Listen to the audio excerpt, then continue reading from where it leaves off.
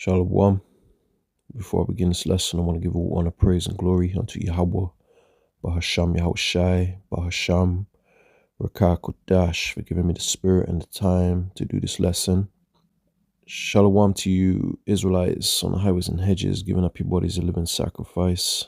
Shalom to you, Israelite sisters that are in order, and double honors to the elders and the apostles of Great Millstone who taught me this truth, who are the leaders of all Israel today, being Great Millstone. I'm not officially a part of their camp, but they do teach the 100% truth. And that is the camp that I wholeheartedly follow.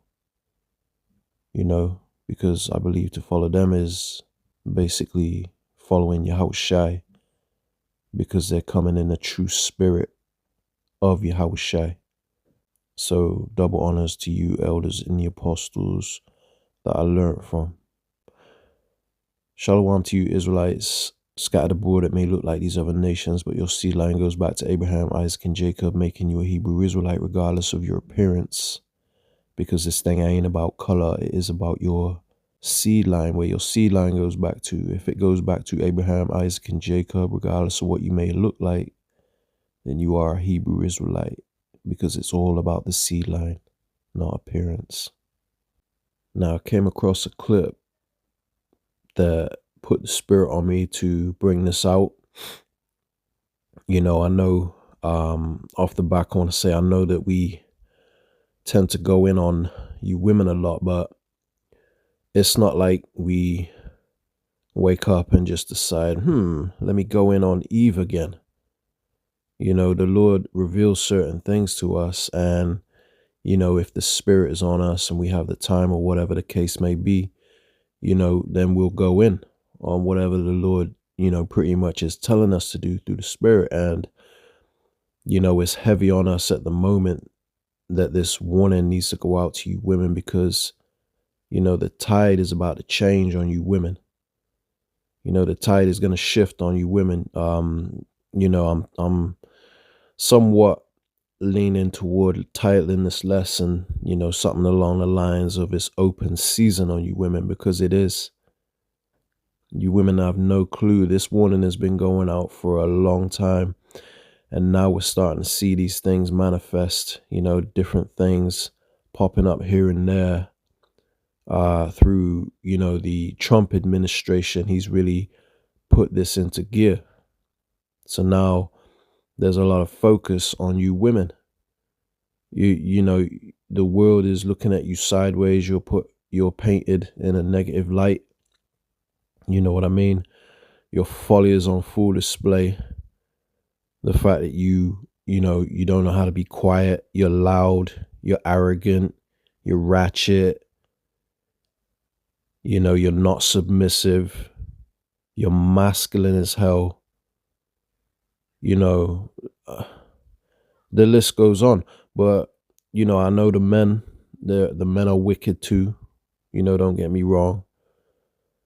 But they're not going to catch hell as bad as you women are about to, when this whole system that you rely on, that you trusted in, when it falls from underneath you, man, because it is going to. It's only a matter of time, and it looks like it's closer now than ever. So, I just kind of want to bring out the clip.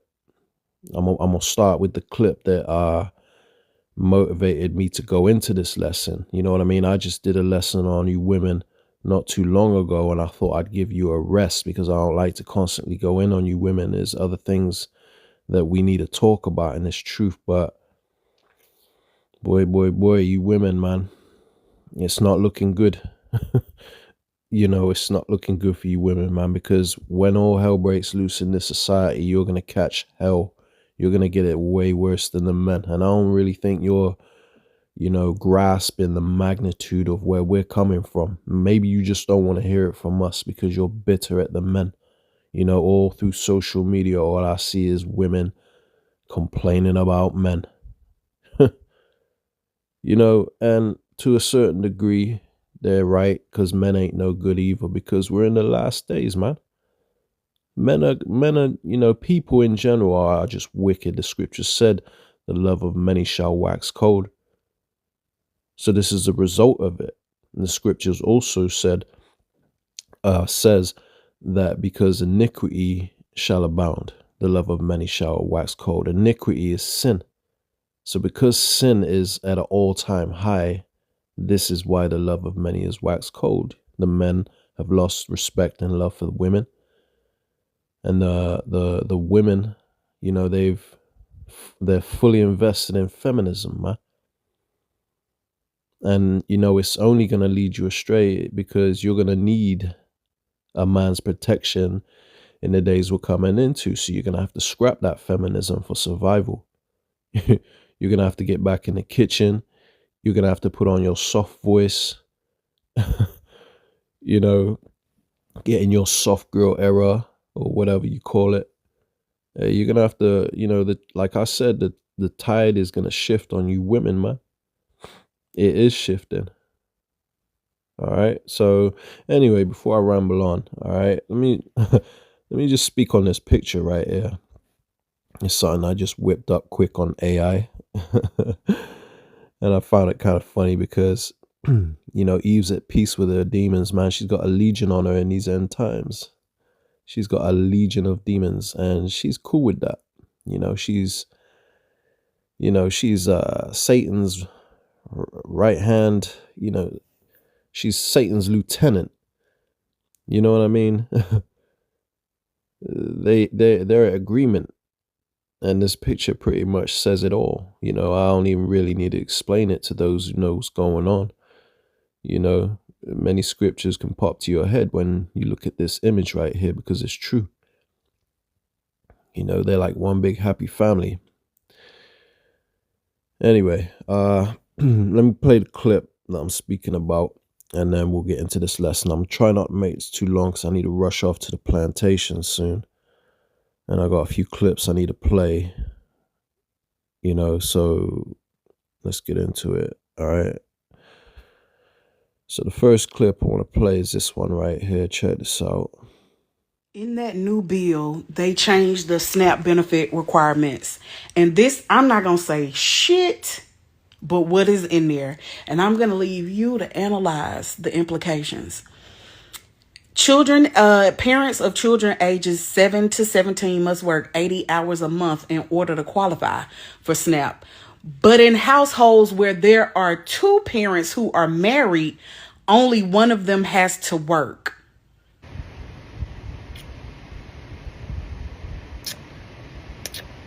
Woo! I guess that disqualifies y'all. So you see what we're saying, you know, he has no remorse. You know, men in general are fed up with you women and, you know, we're not really going to be your knight in shining armor to help you when you're catching hell, man. You know, you had your chance to get right. And the only reason that you're going to get right now when all hell breaks loose is because of the fact that this system is going to fail you. And now you're going to realize that you need a man. And we ain't going to have no sympathy for you. You may have a few simps out there that will take advantage of the situation because they're just, you know, they're the basest of our people. You know what I mean? They ain't right in the head. But the real men, you know, we're 10 toes down with the fact that you can go to hell. You know what I mean? We don't want you, and don't come running to us when all hell breaks loose. But as you saw in this clip, you know what I mean?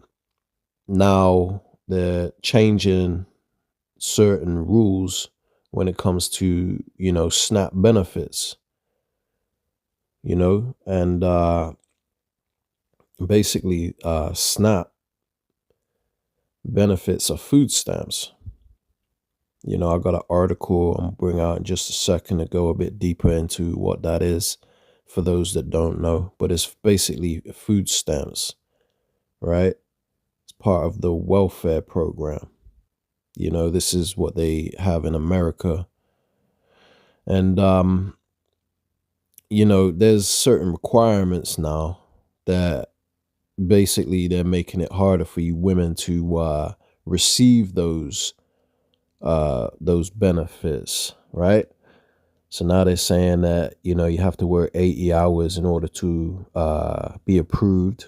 Whereas I don't know what the requirement was before. Maybe you didn't have to work at all. You know, I'm pretty sure that was the case. But now they're saying, hey, you have to get your ass up and get a job. But they're saying also, on the flip side, they're saying that two people, if two people live in a household together, like basically a husband and wife, right? Only one is required to work. Whereas before, Eve took full advantage of the system because it said that, you know, if both people are working, you know, then you can't get benefits. You know what I mean? So it was more beneficial for her to, you know, not have a man in the house. But now the tide is shifting, basically, right? So now a man has to work in order for you to keep them benefits, or you have to work, which, you know, it'll be more beneficial for you to stay home, watch the children while the man works, which is the natural role, really. You know, a man don't feel like a man unless he's bringing in the bread, right? So now that this has happened, you know what I mean? Now you women are going to be forced to get back in order because, you know, part of the reason that you didn't want a man in the house was because it wasn't beneficial for you financially because of the way this system was set up. You know what I mean? It was never for your benefit, but you didn't give a damn because you chose the system. You chose money over, you know, having a man in the house. And therefore, it's had a negative impact on the children's upbringing. You know what I mean? Because the man ain't in the house to, you know, keep balance in the family structure, because children need a man and a woman to raise them, not just a woman. Okay. Now, anyway, before I ramble on, let me bring out these scriptures, right? Because the scriptures, and we bring this out many times, but the scriptures speak about how, you know, you women are gonna need a man because things are about to get very uncomfortable for you, right? This is Isaiah 32:9 in the KJV. It says, "Rise up, ye women that are at ease. Hear my voice, ye careless daughters, give ear unto my speech." So the Lord's voice and his speech is coming through his prophets. Really, it's the words of the Lord, but the people that wield the sword, you know, the brothers that hold the light, that have the true understanding of the Bible, you know what I mean, and are speaking 100% truth, that's the prophets. And they're breaking things down for you to understand these scriptures. Okay, because regardless of what some people like to say, you do need teachers. Okay, you can't pick up the Bible yourself and think you're going to understand it. There are certain parts that you can understand, but, you know, there's a lot of mysteries in this Bible that you need teachers to teach you. Okay, and those are the people that are considered the Lord's speech, the Lord's voice. So basically, in a nutshell, you need to listen to the prophets when they're bringing out the truth, okay? Regardless of how hard this pill is to swallow, you need to humble down as a child and receive it, because it's not the man that's speaking. It's not his words. It's the Lord that's speaking through the man. The Lord uses people as his vessels, as his instruments to do his will, to do his work, right? So you need to listen to the prophets regardless of your feelings. Put your emotions to the side, because the days we're coming into is going to be very hard for you women. Let's read verse 10. It says, "Many days and years shall ye be troubled, ye careless women." So this, you know, your hardship, who knows how long it's going to go on for, but, you know, I believe your hardship has already began years ago, but it's, you know, it's going to reach a point where it's going to get really bad soon. Okay, so you're getting ready to catch way more hell than you have. You know what I mean? A lot of you got it easy, but you know, some of you have been catching hell, but it's about to ramp up, man. So many years and many days and years shall ye be troubled, ye careless women. Okay, because a lot of you are careless, you know. You may watch a video like this and start rolling your eyes and kissing your teeth because you ain't got a care in the world, man. You don't need to listen to us, you think, right? You're careless. You know, society's good to you. This system is good to you because it was, set up to cater to you. But it ain't always going to be that way. It says, for the vintage shall fail. The gathering shall not come. That's your benefits, man. You know, your support, your help, your stability. It says in verse 11, tremble, ye women that are at ease. Be troubled, ye careless ones. So when you hear a lesson like this, and we're warning you of what's to come, it should put you in a state of trembling. You should be getting up and taking action. It says, strip you and make you bare and gird sackcloth upon your loins. And sackcloth is a garment for mourning. You know, men of old, they used to shave their heads or their beards as a way of mourning. They'd throw ashes on themselves or throw dirt over themselves, and they would wear sackcloth. You know, it's a sign of humbling down. It's a sign of humility. It's a sign of repenting, saying, I'm sorry, you know. That's what people do when they mourn, right? So this is what the state you should be in, man. You should be mourning for your behavior all this time. Realize that you was wrong, right? And take action. It says in verse 12, they shall lament for the teats. To lament means to wail, to cry out. They shall lament for the teats. Now, when you go into that word teats, it's talking about breasts, right? Which, when you go even deeper, it means nourishment. Because, you know, like a baby calf, right? It will suck the teats of the mother to get nourishment. So this is really, in a nutshell, when you go deep, this is what this is saying, that you're going to be lamenting for the nourishment, right? It says, for the pleasant fields, for the fruitful vines. So the pleasant fields means the cultivated land, right? But when you go even deeper and you think of it on a spiritual level, it's talking about when this system collapses, you're going to want things to go back to the way they were. You're going to want the land to be cultivated, meaning this system to go back to the way it was. You want things in order, fixed up. So you're going to lament for the old ways because you women love comfortability, and your comfort is getting ready to be taken away from you, man. And you can see the start of that happening now, but it's only going to get worse. Okay, there's nothing good in store for you women. So this is the time for you to tremble and gird sackcloth upon your loins. Now, not physically, but this is like in a spiritual sense. You need to take action because, you know, the window of salvation is closing. You know, right now, the Lord still is showing mercy upon you because, you know, Jacob's trouble hasn't hit full force yet. But when that time comes, you know what I mean? You women gonna be ass out, man. Right? So you better repent while you can. Humble yourself. Flee from feminism and stop trusting in Esau and his system because it's gonna fail you, man. Just like it says in these scriptures, right?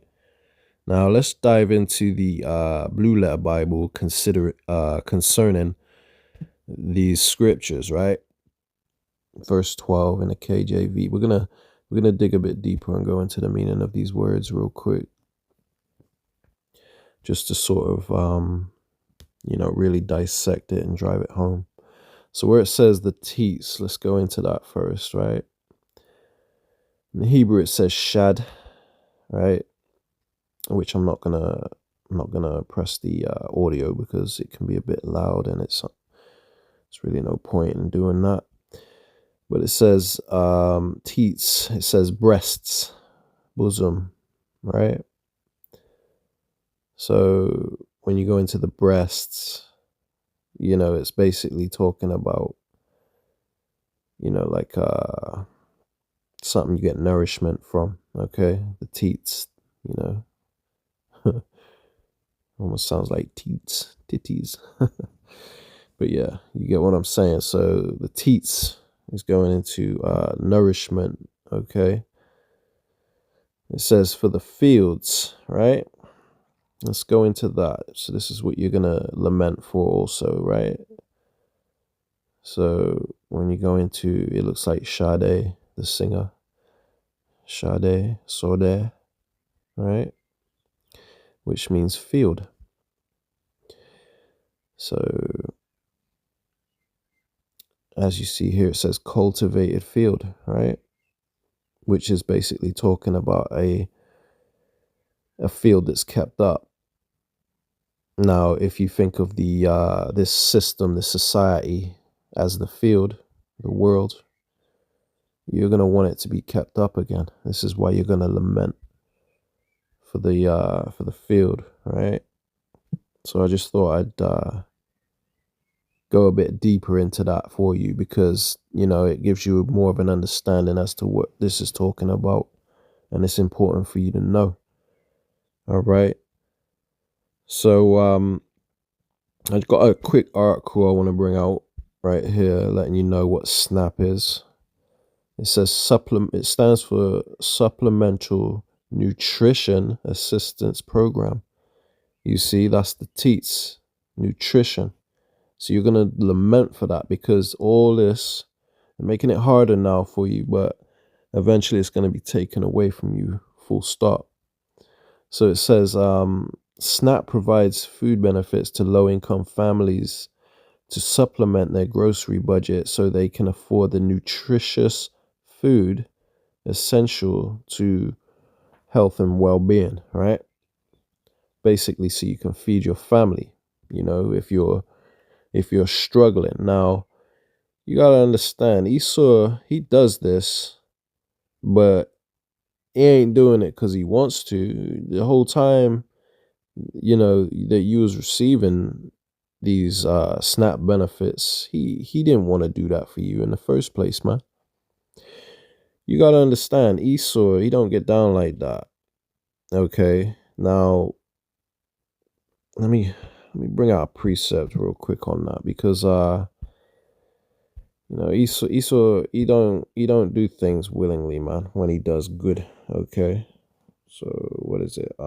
Sirach 14, starting at 5, I think. Right, let me read this. This is Sirach 14 and 5 in the Apocrypha. It says, "He that is evil to himself, to whom will he be good?" Right? So if the so-called white man is even oppressing his own people, right? You got poor Edomites in this world, in an Edomite kingdom, you got Edomite rulers and they treat their own people like crap. They oppress their own people. So if they're going to oppress their own people, you think they're going to do good for your black ass, in other words, right? He that is evil to himself, to whom will he be good? He shall not take pleasure in his goods. It says there is none worse than he that envieth himself, and this is a recompense of his wickedness, right? Verse 7 is the point. It says, and if he doeth good, right, giving you SNAP benefits, food stamps, all that, right? If he doeth good, he doeth it unwillingly. See? He ain't giving you benefits because he wants to. He's set up a world where you have poor people. In a righteously run kingdom, you wouldn't even have poor people. You wouldn't have homelessness, nothing like that. But because he's a niggard, look up that word for yourself, right? Because he's a person that is stingy and cruel, he's running this world like a madman, okay? Now, he doesn't care about people to the point where, you know, you have homeless people and poor people and all that. It shouldn't be, right? But because he does have poor people in the way he's running this world, he has to have systems in place to keep you alive so that, you know, he can keep his system running. He's forced to do this. But, you know, coming into the time where he just doesn't care anymore because he only has a short time. Lord willing, I'll get into that in a sec. But if he doeth good, he doeth it unwillingly. And at the last, he will declare his wickedness. He's going to show you in the end that he is the devil, just like we've been telling you, man. That this man, he can't be trusted. All he knows is evil, you know. And you trusted in him, Eve. You women trusted in him. Let me go back to this because I think there's really nothing else to really say on that. Basically, SNAP is food stamps, okay? It's welfare, which, let me show you something, because this welfare system was never set up for you women, man. I mean, you so-called black women. It was set up for the so-called white woman. Let me quickly prove that. Check this video out. So I posted about white folks on food stamps, and one thing I kept seeing was that welfare was created for white people. I knew that it was created during the New Deal, so I did some more research because I didn't really know the whole story, and I thank you guys for responding and helping me learn stuff. So during the Great Depression is when we saw the beginning of things like Social Security, unemployment insurance. But here's the kicker. When Franklin Roosevelt built those programs, he had to make deals with Southern Democrats in Congress, the same folks who were big fans of Jim Crow, to get the support of these racist white Southern politicians. The programs were designed to exclude farm workers, domestic workers, jobs held overwhelmingly by Black, Latino, and Indigenous people. So right from the start, Black and brown families were pushed out of benefits so that white people could get them. Then we move forward to the 1960s, and there's this war on poverty. It finally opened up welfare programs more broadly, and that's when food stamps became permanent. Well, permanent, we don't know what Trump's going to do to them, but they lasted a long time. And guess what? The minute more Black and brown families started accessing this help, the politics shifted. Welfare got a new image and a new target. By the 1980s and 90s, with Ronald Reagan and his gang, they pushed the welfare queen myth. That's a racist dog whistle meant to turn public opinion against safety nets by blaming Black women for poverty that white policies created. That's the truth, you guys. So yes, welfare was built for white people, and when others finally got in the door, they tried to burn the house down. If you want to blame the right people, you got to get curious. You see what we're talking about, you know? Like, all this man does is plot and scheme on how to oppress the poor, which is you so-called Blacks, Latinos, and Native Americans. You're the poor that the Bible is talking about. And Esau is the wicked, the devil, okay? Now, you know, this woman broke it down nicely. You know, she explained how, you know, as soon as so-called Black people tried to, take advantage of the benefits, they shifted to politics in order to make it harder for you to receive government assistance, you know? So just like I read in that scripture in the book of Sirach, it said, if he doeth good, he doeth it unwillingly. He ain't willing to help you. He's forced to. Okay? Partly to maintain this image of righteousness, like he's a righteous person, like he's looking out for your best interest. But you got to understand, this man is the deceiver that the Bible's talking about. You know, the scriptures talk about the thief cometh not but for to steal, kill, and destroy. He ain't here to help your life. He's here to destroy it, man. Okay? But you women trusted in the system, and now it's backfired on you. Let me quickly bring out a precept on that right? In the book of Isaiah, chapter 31. Where is it? Yep. And 1. So it says, woe unto them that go down to Egypt for help. Egypt is America, right? Now, Egypt also means captivity or slavery, right? So basically, when you trust in oppression, when you trust in this system which is oppressing you, you can equate it to that too. So woe unto them that go down to Egypt for help and stay on horses and trust in chariots because they are many, and in horsemen because they are very strong. Basically, you trusting in the government, right? For protection, right? It says, but they look not unto the Holy One of Israel, neither seek Yahweh, right?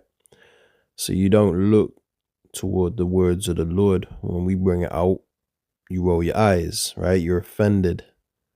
This is what it means when it says that you look not to the Holy One for help, because you rather cling on to feminism because that's working for you. You've got it made in this society. You think you don't need the Lord, right? You've received benefits. Let's bring that one out real quick. In the book of 2nd Ezra, chapter 9, and somewhere around here we'll find it. It says, let me highlight this, right? Because this is all fire. Let's highlight that. Right. Let me start from verse 7. So the 2nd Ezra is 9 and 7. It says, and every one that shall be saved, right? The ones that are going to be delivered from our enemies, saved from the wrath of this devil. When the system collapses, it says, everyone that shall be saved and shall be able to escape by his works and by faith whereby ye have believed shall be preserved from the said perils, right? Famine, death, the results of a collapsed society, a collapsed system, which is coming soon. So the Lord is going to preserve certain people, right? From their, because of their faith and their works. It says, shall be preserved from the said perils and shall see my salvation in my land and within my borders, for I have sanctified them for me from the beginning, which goes into predestination. So it says, then shall they be in pitiful case, which now have abused my ways, and they that have cast them away despitefully shall dwell in torments, which is like a majority of you women, man. There's a very few that follow us and are doing their best to get in order, and they're not offended when they watch videos like this because they know we're speaking the truth that could save their life. But they're very few and far in between. These are the special ones that the Lord has reserved for himself, because they ain't like you other demons out there, okay? They didn't trust in feminism, and they're not offended at the gospel. When the main thing you women have a problem with is getting in order and understanding the value of a man, because the scriptures say that a man is allowed more than one wife, and you get offended at that because you're too westernized, right? But we're seeking the old past. We're going back to the old ways, and it ain't all about having multiple wives. Us righteous men of the Lord, we can give a damn about having multiple wives, man. That's one of the perks of being a king. But we're not kings yet, okay? Some people like to call us kings and this and that, which is a nice compliment. But in all actuality, we ain't in our rulership yet.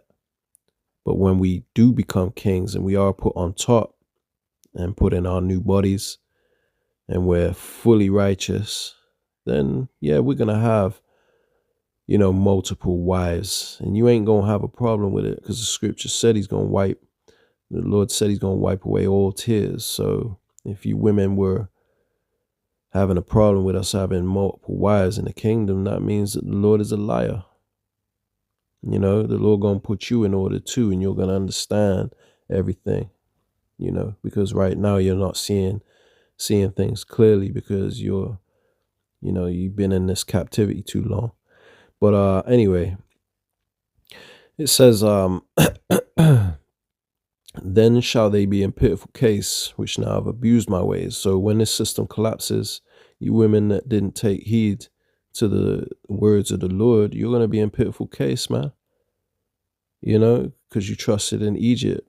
The Lord said, woe unto you that go down to Egypt for help, because it's going to fail you. It says, and they that have cast them away despitefully shall dwell in torments. To dwell in torments ain't nothing pretty. It's nothing you should be overlooking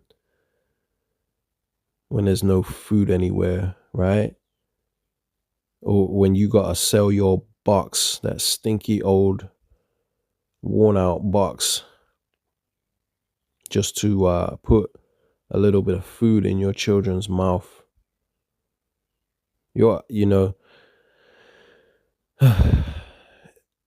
It hurts just thinking about it, because this is the reality of what's coming. But at the same time, you've had plenty of warning. So, if you perish, you weren't innocent. The scriptures speak about that in the book of Job. Whoever perished being innocent, the Lord said, through the mouth of Job. He said, whoever perished being innocent. You women that are catching hell in the days we're coming into, is because you weren't innocent. Okay, so the women that are protected during that time were the ones that got in order. And they're going to know for a fact that the Lord is dealing with them during that time, because things are going to happen. Divine intervention is going to be happening like crazy during that time. There's going to be many miracles happening during that time that are going to give us the faith we need to get through these times, man. We're going to know the Lord is dealing with us and watching over us, and that angels are protecting us. We're going to know. Lord willing, I'll be among that number. Okay. But yeah, you women that ain't in order, you're going to have to resort to selling that box, man, because that's going to be currency during that time. Let me show you a quick clip, because this girl right here,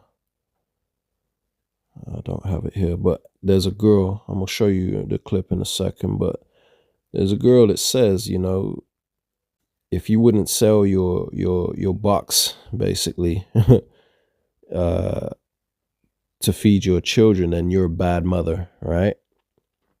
And I'm not going to say that she's right, I'm not agreeing with her, but it's just the mindset that she has. Basically, she's saying that you better sell your box during times of hardship to protect your children. And a lot of you are going to have that same mindset. You're going to at least consider it, if you didn't before, because it's going to get really bad out here to the point where you're going to have to resort to that, to survive, man. Anyway, without further ado, let me play the clip for you. I feel like if you won't sell pussy to make sure your kids are okay, you're not a good mom. And that's only saying if there is no other way for you. You don't have a degree, you can't find a job, you can't find somebody to front you a pack. I feel like if this is gonna get a lot of heat, but if you won't go and sell pussy because of your morals, but your kids are starving, or you're about to lose your home, or you don't have a home, but you won't sell it because of your morals, you're a bad mom. That's all I gotta say. Yeah, and that's what you're gonna do. She at least feels that she would do that, and she's saying that you should be thinking the same way. Otherwise, you're a bad mom. But a lot of people share the same mindset as her, is the point I'm making. It's the reason I wanted to play this clip, because during that time, a lot of you are going to have that mindset, man. You're going to be doing what you need to do to survive, man. And you got to understand that it's not going to be easy selling your box during that time, because what's stopping a man from just taking it when there's no police or no consequences for their actions? There's nothing stopping them. You know, people are trying to eat too. You know, you really think they're going to give up their food for your box? They're going to take that box and keep their food for themselves, man. Because men are wicked in these end times. You know, that's why scriptures say that, you know, a man of the Lord is going to be, you know, more precious than fine gold, right? In the book of Isaiah again, it's chapter 13 and 12. It says, let's start with 11. It says, and I will punish the world for their evil, right? Which is what the Lord is doing now. That's why everything's upside down. Nothing's getting better. You got the war getting worse. You got, you know, different things happening that are just making life unbearable, right? So that's the Lord punishing the world. The Lord is doing that. It says, and I will punish the world for their evil and the wicked for their iniquity. And I will cause the arrogancy of the proud to cease. That's you women, man. You know, I ain't just speaking about you women, but you women are very proud in these end times. That's why you don't want to get right. You don't want to fall under the rulership of a man and the authority of a man. You know, you think you can do it better than him. You think you can do it all by yourself. But you're wrong, right? It says, and I will cause the arrogancy of the proud to cease. So the Lord's going to humble you by force. It says, and I will lay low the haughtiness of the terrible, right? The terrible is talking about Esau. So basically, there ain't nobody prouder than Esau. The scriptures speak about, oh, most proud, which is talking about Esau, the so-called white man, right? They're the proudest nation out of all races on the earth. They're the proudest. And I believe Moab comes second, which is the Chinese. But, you know, the Lord is going to bring low their pride because America's collapsing. You know, when everything was fine, they were proud on their high horse. But now, you know, they're feeling like niggas too these days, man. You know what I mean? You're treating me like a black guy. You know, inside joke. But it's how they're feeling. They're feeling oppressed now. Right? Verse 12 is the point. It says, and I will make a man more precious than fine gold, even a man than the golden wedge of Ophir, right? Very fine gold. The Lord is going to make a man more valuable than fine gold, right?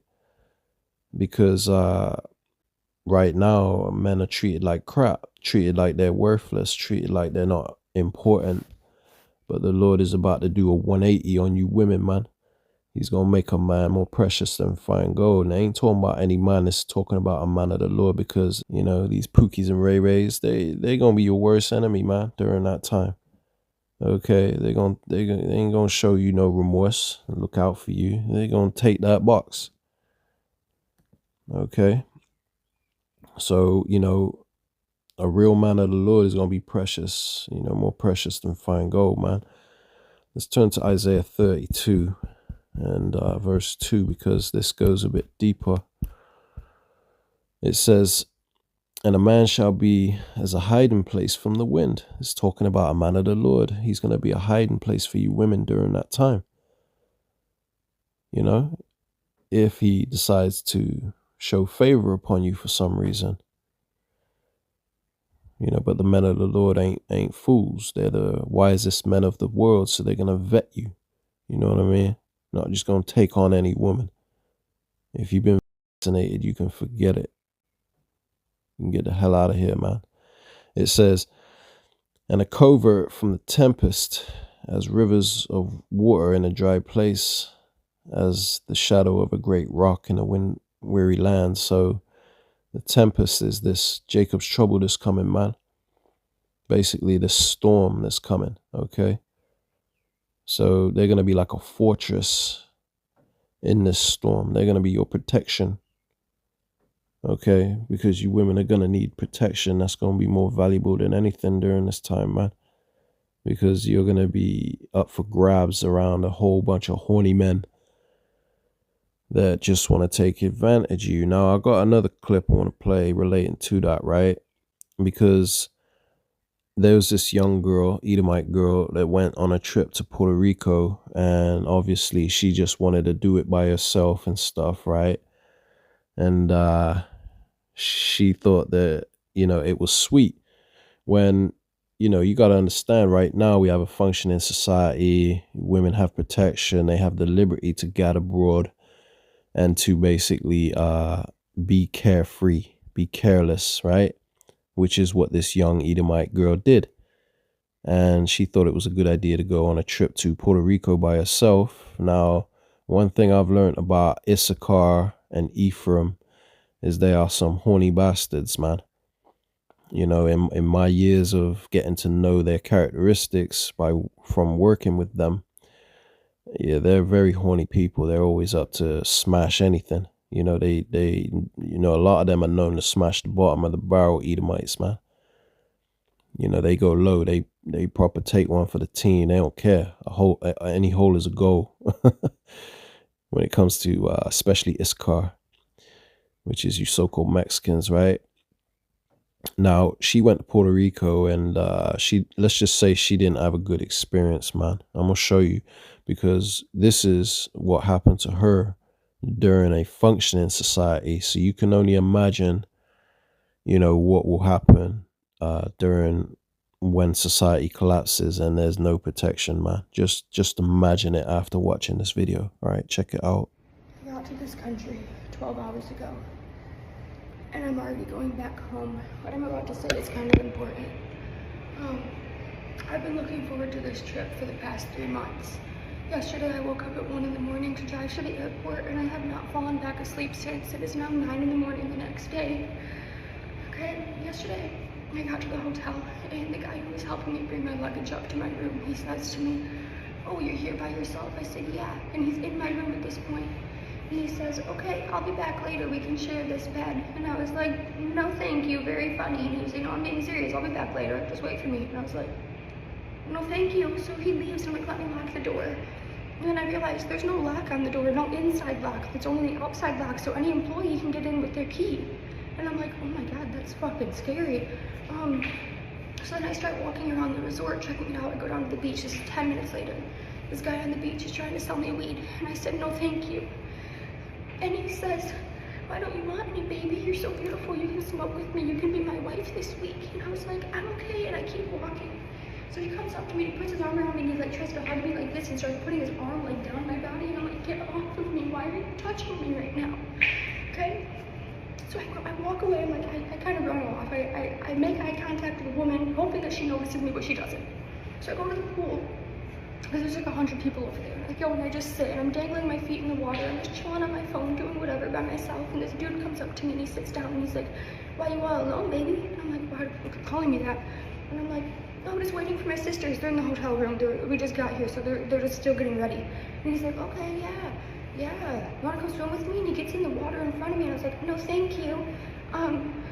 No, I don't want to swim with you." So he gets in the water, and he starts trying to pull me in, and starts putting his hands right here, right here on my body. And I'm like, "Get off of me. I'm not swimming with you." He just kept trying to grab me. Like, he starts grabbing me to the point where he's like grabbing me. So I kicked him. I'm like, "Get off me." I start kicking him away. So this is 45 minutes after I get to the resort at this point. I went back to the hotel room. I'm like, I'm not leaving for the night, but I'm terrified that this person is gonna come in here. So I put the chair in front of the door, and I ordered room service. I didn't walk around the resort. I didn't go to a restaurant, nothing. I ordered room service. The guy comes in, and he's holding the bag, or he knocks on the door. He's holding the bag. I open the door, and I grab it from him. He's like, "Can I come in?" And I'm like, "No." And he's like, "Okay. Why did you want to come into my hotel room?" So I don't feel safe there. $500 later on a new flight, $2,000 wasted on resort stays, and I am leaving. I am 90% sure at that resort, when you go by yourself, that it is like code for being a fucking whore. I don't know.